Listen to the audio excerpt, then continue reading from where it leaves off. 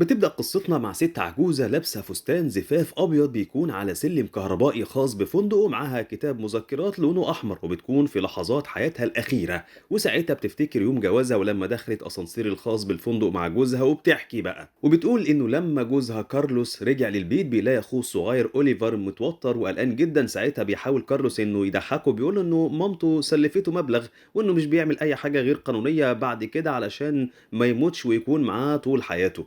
لكن أوليفر برضه مش عايز يهدى، وقبل ما أوليفر يشرح لأخوه هو ليه متوتر وقلقان بيدخل عليهم الضابط ماركو الأوضة. ساعتها كارلوس بيخاف وبيقول لماركو إنه ما عملش أي جريمة، لكن ماركو بيقول له إنه الوقت خلص خلاص وإن أوليفر قال له على كل حاجة لما هدده بالمسدس. وساعتها أوليفر بيفضل يقول لماركو إنه يسامحه. وبعدها كارلوس بيقول له إنه ما ينفعش إنه ياخدهم علشان مش معاه ورقة مذكرة اعتقال، وساعتها ماركو ما بيكونش معاه فعلا مذكرة اعتقال.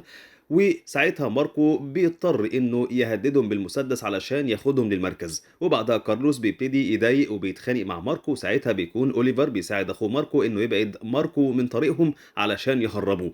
وبعدها بيجري كارلوس واوليفر على السلم، وكان الضابط ماركو بيجري وراهم وبيضرب نار في مدخل السلم، ومن غير ما يقصد الطلقه جت في مين؟ في رجل كارلوس. ساعتها بيقع على الارض واوليفر بيبدا يصرخ ويطلب المساعده لاخوه كارلوس. وساعتها بيكون ماركو مصدوم لانه ما كانش يقصد انه يضربه بالنار، وإنه كان بيخوّفهم بس علشان ما يهربوش منّه.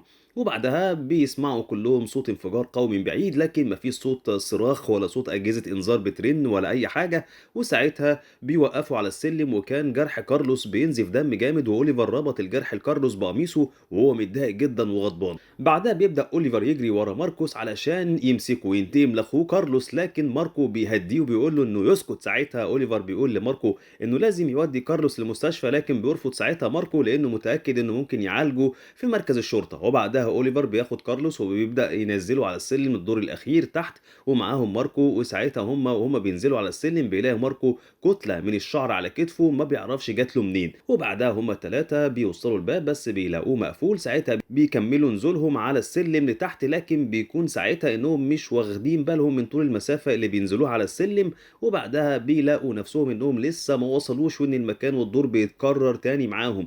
وساعتها بيبصوا كلهم لفوق وتحت وبيلاقوا إنه مفيش بداية للسلم ولا نهاية ليه.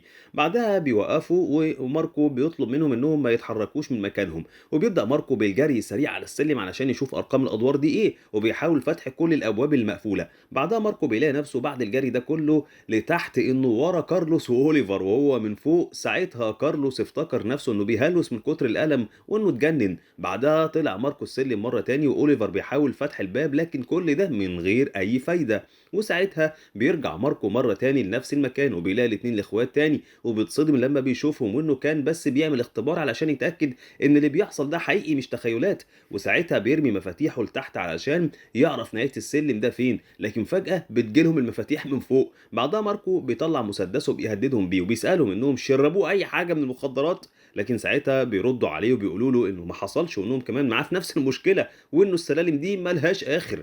بعدها أوليفر بيطلع تليفونه وبيحاول يخليه يجمع شبكة، لكن مش بيجمع. ساعتها أوليفر بيبدأ يصرخ وبيطلب من أي حد يسمعه إنه يساعدهم. وبعدها كارلوس ساعتها بيصرخ من الألم وبيكون عايز يطلع رصاصة من جسمه بأي حاجة وبيقول لأوليفر إنه يساعده، لكن أوليفر بيرفض وبيقول له إنه مش بيعرف يخرجها وإنه خايف عليه من العدوى.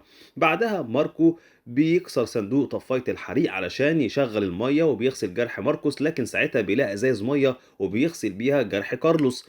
وبعدها عدت 4 ساعات عليهم وهم في نفس المكان على السلم متعلقين. وساعتها بيطلع ماركو محفظته وبيطلع صورة عيلته وبيبص فيها وبيلاقي كمان بطاقة صغيرة معرفهاش بيقطعها وبيرميها، وكمان بيلاقي برشام مسكن معاه بيديه لكارلوس علشان يخلص من الألم الشديد. وبعدها بينام كارلوس وأوليفر وماركو بيلاقي أكل في آلة بيع بيقعدوا مع بعض ياكلوا. ساعتها ماركو بيطلع صورة بتاعة عيلته وبيوريها لأوليفر وبيكون بيضحك على نفسه لأنه افتكر إنه من المفروض إنه بيحتفل بعيد جوازه 15 مع مراته. ساعتها أوليفر بيهدده بيقول له إنه لو مات كارلوس بيموته. بعدها أوليفر بيدور في الشنطة بتاعته على أي حاجة تفيدهم لكن ما بيلاقيش حاجة، وفي اليوم التاني بيقوم من النوم كارلوس بس بيكون بيطلع في الروح وبيقول أوليفر إنه بيتمتع بحياته وبيعمل كل اللي نفسه فيه ويحقق اللي هو ما حققهوش. وساعتها بيموت كارلوس بين إيدين أوليفر وبيبدأ يعيط عليه، وبعدها بيكون ماركو بيكون بيدور في آلة البيع وبيلاقي إنه الآلة بتخزن الأكل تاني لوحدها، وساعتها ماركو بيحس بالخوف. وبعدها بيجي أوليفر وبياخد المسدس من ماركو بيهدده إنه هيقتله لكن علشان موت أخوه، لكن ماركو بيحاول إنه يهدّيه ويقول له إنه ما كانش قاصد يضرب كارلوس بالنار، وبيقول له كمان ما يخلّيش حزنه على أخوه يجننه. وفي جانب تاني من القصة بقى بيكون في بيت جميل في الريف، وبيكون في عيلة جميلة بيساعد دانيال الولد الكبير أخته الصغيرة كاميلا بإنه يعلّمها خدع سحرية، وبيكون جوز مامتهم روبرتو بيتفرّج عليهم، ومامتهم ساندرا بتقول لهم إنهم يجهّزوا شنطهم علشان يسافروا بالعربية علشان يزوروا الأب البيولوجي للأطفال. وبعدها دانيال بيجهّز حاجته وألعابه، وبتطلب منه مامته إنه ياخد البخاخة بتاعة النَفَس لأخته كاميلا، وياخد كمان الفار هامستر، وساعتها بيرن تليفونه وبترد ساندرا عليه، وبيكون طليقها بيطمن على الأولاد، وساعتها بتقول له ساندرا في التليفون إن روبرتو مش بيشرب خمور من 5 سنين، وإنه بيسوق كويس جدًا ما تقلقش. وبعدها بتبدأ العيلة الرحلة وهُم ماشيين في الطريق، وقفوا عند محطة البنزين، وإدّى روبرتو لكاميلا شوية عصير، وإنه من المفروض ما يدّيهاش علشان عندها حساسية من السكريات، وساعتها بتقول له إنها رايحة الحمام وبتدّي له البخاخة علشان يخلّيها معاه. وبعدها ساندرا بتصرّخ في وش روبرتو وبتقول له إنه مهمل، وبعدها بيركبوا العربية وبيكمّلوا طريقهم للسفر، لكن ساعتها بتيجي نوبة الربو لكاميلا فجأة. وبعدها بيطلع روبرتو وساندرا من العربية علشان يطمنوا عليها، ساعتها روبرتو بيوقّع البخاخة على الأرض وبيدوس عليها يكسرها من غير ما ياخد باله، وإنه اللي زوّد المشكلة إنه دانيال نسي يجيب البخاخة الاحتياطي معاه كمان. بعدها قررت العيلة إنهم يرجعوا للبيت تاني علشان يجيبوا البخاخة لكاميلا، وساعة لمّا بيكونوا ماشيين في الطريق بيسمعوا صوت انفجار قوي جدًا من بعيد، بعدها بيرجعوا على محطة البنزين تاني لكن ساعتها مش بيلاقوا حد فيها. ساعتها بتنزل ساندرا من العربية وبتروح تجيب علاج للحساسية لكاميلا من غير ما تدفع فلوس، وبعدها بيكمّلوا طريقهم للسفر تاني، لكن وهُم ماشيين بيشوفوا دانيال إنهم رجعوا لنفس الطريق تاني. ساعتها بتصرّخ ساندرا في وش روبرتو وبتقول له إنه جوزها الأولاني كان صادق لمّا قال عليه سكران، وبيمسكوا في خناق بعض. بعدها دانيال بيحاول إنه يلفت انتباههم عليه وإنه كاميلا تعبانة جدًا، وبيكون دانيال بيساعد أخته إنها تكون هادية. وبعدها بيكون مشيوا بالعربية مسافة طويلة جدًا، لقيوا محطة بنزين تاني، وروبرتو بيشُك إنها نفس محطة البنزين اللي عدّى عليها قبل كده، وإنه برضه مش موجود فيها حد. وبعدها بيتحركوا تاني وبيمشي منها، وبعدها بدقايق لقيوا نفس الإشارة اللي عدّوا عليها الأول، بعدها وقّفوا العربية، وساعتها روبرتو بيقول إنه الطريق بيعيد نفسه تاني. بعدها دانيال مش بيثق في روبرتو، بينزل من العربية وهو بيجري، لكن روبرتو بيجيبه وبيركبه العربية تاني، وبعدها بتصر ساندرا على إنهم يستمروا في طريقهم علشان تلاقي مساعدة لكاميلا، واللي كمان لونها بدأ يتغير للون الأزرق. وبعدها بيستمر في المشي بالطريق لكن بيلاقوا نفسهم بيعدوا على نفس الإشارة ونفس البنزينة، وساعتها بيبص روبرتو في ساعة العربية بيلاقي إنه الوقت المفروض إنه متأخر لكنه الشمس لسه موجودة، وساعتها كاميلا بيغمى عليها بقى. وبعدها ساندرا بتكون بتصرخ وبتعيط لما بتشوف نفس الطريق للمرة المليون. وبعدها روبرتو وقف العربية ونزل منها وطلب منهم إنهم ينتظروه لحد لما بيعدي وسط الجنينة على اليمين، وإن ممكن الطرق التانية بتودي لناحية تاني. ساعتها كاميلا بتتعب أكتر من الأول، وإنه ساندرا مش قادرة تعمل لها حاجة، ساعتها بتاخدها وبتاخد أولادها بالعربية وبتمشي وما بتسمعش لتنبيهات روبرتو خالص. ساعتها انهارت وبدأت تضرب نفسها لأنه فاكرة إنها في كابوس وعايزة تفوق منه. بعدها اتعطلت العربية ووقفت، ساعتها ما خدتش بالها من دانيال هو وبياخد أخته من العربية وبينزل، وساعتها ساندرا شغلت العربية ومشيت. بعدها دانيال بيكون شايل أخته على إيديه وبيمشي طول الطريق، وبيلاقي نفسه برضه رجع عند الإشارة وبيشوف مامته ساندرا هي وهي ماشية بالعربية. بعدها ساندرا بتلاقي نفس محطة البنزين وبتدخل جوه محطة البنزين وبتفضل تعيط على إنه مفيش أمل. وبعدها بنرجع لدانيال بيكون نايم على الأرض وجنبه كاميلا وبيشوفها هي وهي بتموت جنبه، وساعتها بيرجع روبرتو من الجنينة اللي على الشمال. ومن الجانب التاني للقصة الأولى بقى بيكون عدى عليهم حوالي 35 سنة ولسه بيكونوا الشخصين موجودين على السلم، لكن ماركو بيكون عجوز ما بيعرفش يمشي وإنه بيزحف بجسمه بس، لكن أوليفر لسه في نص عمره محافظ على صحته من خلال قراية الكتب اللي كانت معاه في الشنطة، وبيسمع أغاني من الجهاز اللي معاه وبيعمل تمارين رياضية يوميا.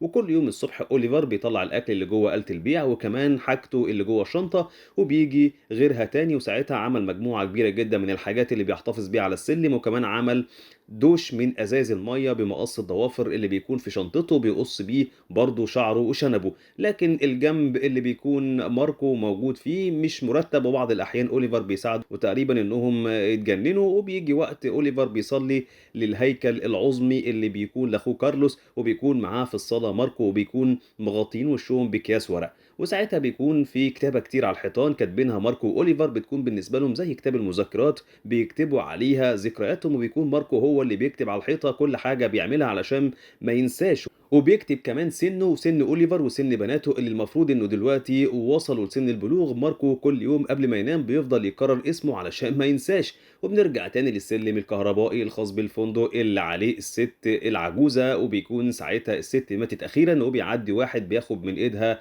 الفار الهامستر. وبنرجع كمان تاني للعيلة اللي على الطريق، بيكون عدى عليهم وهم على الطريق 35 سنة، بيكونوا بيجيبوا الأكل من محطة البنزين اللي بتخزن نفسها. وروبرتو بيكون راجل عجوز بيعيش زي الخنازير في العربية اللي بتكون مركونة جنب إشارة الطريق. وكمان بتكون ساندرا كبيرة في السن، ما بتكونش قادرة تعمل أي حاجة. ودانيال ساعتها بيكون بالغ وبيعيش في الجنينة هو والفار هامستر بتاعه، وعمل لنفسه خيمة من الحاجات اللي بيحبها من محطة البنزين، وبيكون ساعتها عامل كل حاجة تخلي الأمور كويسة علشان يفضل عايش. وبيحتفظ كمان بكل الرسومات اللي رسمها على مر السنين، وكمان بيلاقي بخاخة النفس سليمة كل يوم بتجدد نفسها، وبياخدها وبيرميها على جنب لحد لما بتكون كومة كبيرة جدا زي الجبل منها. وبيحاول دانيال يشغل نفسه باستماع جهاز المشي الخاص بيه، وبيتمشى في الجنينة وبياكل فيها علشان يستمتع بالطبيعة، وبيلعب بورق الهامستر الخاص بيه. وفي يوم بعد الظهر روبرتو بيلاقي الدبدوب على الطريق بتاع كاميلا، وبيرميه عند خيمة دانيال. ولما بيشوفه دانيال بياخده وبيروح يدور على روبرتو اللي بيكون فاكر ساندرا، وانه دانيال مش فاكرها. لكن الموضوع مش فارق لانه اصلا ساندرا بتكون مش فاكره اي حاجه. وبعدها بيحاول روبرتو انه يفتكر عايز يقول ايه لدانيال لكن مش فاكر. بعدها بيقول له انه لما بيكبروا في السن بيكون ده وضعهم. وبنرجع للجانب التاني للشخصين اللي على السلم، بيكون ماركو بيصرخ الساعه 8 الصبح، بيجري عليه اوليفر وبيساله في ايه، بيقول له انه اخيرا افتكر اخر كلام قاله، وانه خلاص قرب يموت. وساعتها ماركو بيعرف انه بيكون في الحقيقه دانيال، وان ذكرياتهم اللي عدت على مر السنين مش حقيقيه، وانه نسخه من حياتهم الحقيقيه، وان هو اللي عمل كده في الاحداث اللي حاصله دي لما موت كارلوس. وبنرجع للطريق تاني وبنلاقي انه ساندرا ماتت، وبيدفنها روبرتو جنب بنتها كاميلا، وبيكون واقف معاه دانيال بيعيط وبيفتكر ذكرياته مع اخته كاميلا. ساعتها بيقول روبرتو لدانيال انه ساندرا بطلت تتكلم لما مشي منهم من 20 سنه، وبيكون روبرتو لوحده مع ساندرا بيعيشوا لوحدهم. وساعتها بيقول روبرتو انه احسن حاجه انها ماتت علشان تحررت اخيرا من الجحيم اللي عايشين فيه. وساعتها روبرتو ودانيال بيجي لهم صداع رهيب، وبيكونوا بيتألموا منه ألم شديد جدا، وبيبدأوا انهم يفتكروا ذكرياتهم اللي عدت، وبيكونوا ساعتها بيعرفوا انهم هيموتوا قريب. وقالوا انه كل اللي حصل معاهم ده مش حقيقي، وانه ده مجرد نسخة بديلة من حياتهم. وبيكون سبب ده ان روبرتو وماركو حصلت لهم حادثة خلتهم دخلوا في المتاهة دي، علشان كده بينصحهم دانيال واوليفر انهم ما يعملوش الحاجات نفسها علشان ما يدخلوش في متاهات تانية. وبينصحهم كمان انهم يكتبوا اساميهم علشان ما ينسوهاش. وساعتها انه في الواقع عرفوا النصيحه دي بس ما عملوش بيها. بيقول روبرتو دانيال انه لو شاف عربيه شرطه بينسى اسمه. بيقول ماركو لاوليفر انه لو شاف اسانسير وملوش عماره ساعتها برضه بينسى اسمه. بعدها روبرتو بيعرف انه اسمه الحقيقي هو روبن، وانه لما كان عنده 10 سنين اتعلق على لوح خشب في الميه مع صاحبه ومدرس، وانه لسوء الحظ وقع المدرس وصاحبه في الميه ورجعوا للوح الخشب تاني، لكن بيكون صاحبه متصاب وبينزف لمده 3 ايام وبيموت بعدها. واللي بيفضل معاه المدرس لمده 35 سنه لوحدهم، وبيكونوا بيدوروا على مرسى او جزيره مش بيلاقي. وبعدها بيكون المدرس قرب يموت، وبيقول له على نفس الاحداث اللي بتحصل معاهم واللي بيحكي عنها روبرتو. وبيقول روبرتو دانيال انه كمان المدرس كان في المتاهه دي لمده 35 سنه، لكن ساعتها حصلت معاه في حادث قطر ملوش نهايه. ساعتها روبرتو رجع من على الارض وبدأ حياته من جديد، واتعرف فيها على ساندرا والاطفال، لكن من ساعتها مش فاكر اي حاجه تاني لحد دلوقتي. وبعدها بنرجع للشخصين اللي على السلم، وهناك بيكون بيحكي ماركو لاوليفر قصة تشبه القصة دي، لكن بيقول إن هو بيكون دانيال ونصحه ساعتها روبرتو إنه ما يركبش عربية الشرطة، لكن ما سمعش الكلام وركبها. وساعتها حياته اتقلبت وبقى اسمه ماركو من غير أي ذكريات ليه. وبعدها بيقسم الرجلين العواجيز إنه اللي بيحصل كله إنه مش حقيقي، وإنهم متعلقين في جحيم عاطفي، وإن الشخصيات الحقيقية ليهم متعلقة في حياة جميلة، وإنه لما بيتحرك جسمهم وشعوره بيبعتوا طاقتهم لشخصياتهم الحقيقية علشان يفضلوا سعداء. وإنه الآلة هي اللي بتحرك العالم الحقيقي، وإنه السبب الموت هو اللي بيعمل الحادثة والمتاهة. وإنه ليه الشباب بيعيش 35 سنة بصحة كويسة علشان شخصياتهم الحقيقية بيكونوا لسه عايشين على الدنيا. وإنه الناس الكبيرة في السن ما يقدروش يعيشوا كويس، وبيكونوا دايما متعلقين بالماضي ومش بيستمتعوا بالحياة قبل الموت. بعدها روبرتو بيدي لماركو أوليفر ودانيال كراسة مذكرات حمراء صغيرة مليانة بالصور والذكريات. بعدها بيقرر أوليفر الرجوع لروتينه، لكن دانيال بيدفن روبرتو مع باقي أفراد العيلة. وبعدها بيروح على الطريق وبيلاقي عربية شرطة، وبيفتح الباب الباب بتاعه بيلاقي إنه مفيش حد جواها، ولما بيتأكد من ده بيرجع للخيمة بتاعته وبيجيب هامستر بتاعه وبياخد كام حاجة منها وبعده بيحرق الخيمة. لكن قبل ما يركب العربية بيكون نسي كل حاجة وبيرمي الهامستر بتاعه قبل ما يسوق العربية لبعيد. بعدها بيوصل دانيال للمدينة بزي الشرطة اللي بيكون لقاه في العربية وبيقص شعره، وبيبدأ حياة المحقق ماركو، وساعتها بيدخل في حياة جديدة اللي بيقتل فيها كارلوس. وساعة الأحداث دي بيكون أوليفر ما خدش باله من باب الأسانسير اللي ظهر جنب السلم، وبيكون بيبدأ يتجنن وبيمسح كل حاجة، وحاول كمان إنه يمسح نفسه لكن معرفش. وبعده أوليفر بياخد باله من الأسانسير اللي ظهر جنب السلم وبيلاقي فيه هدوم رسمية، وساعتها بيبدأ حياة جديدة بس بصفته كارلوس موظف أسانسير في فندق. بعدها بيدخل الأسانسير عريس وعروسة، وساعتها الأسانسير مش بيقف إلا في الأوض، وساعتها بينزلوا العرسان، لكن أوليفر بيبعت للعريس نحلة تلسعه وتسبب له في رد فعل لأنه بيسمع صوت انفجار في مكان قريب، وبيكون ده بداية متاهة جديدة. وبكده نكون وصلنا لنهاية فيلمنا النهاردة. ما تنسوش الاشتراك واللايك والشير. سلام.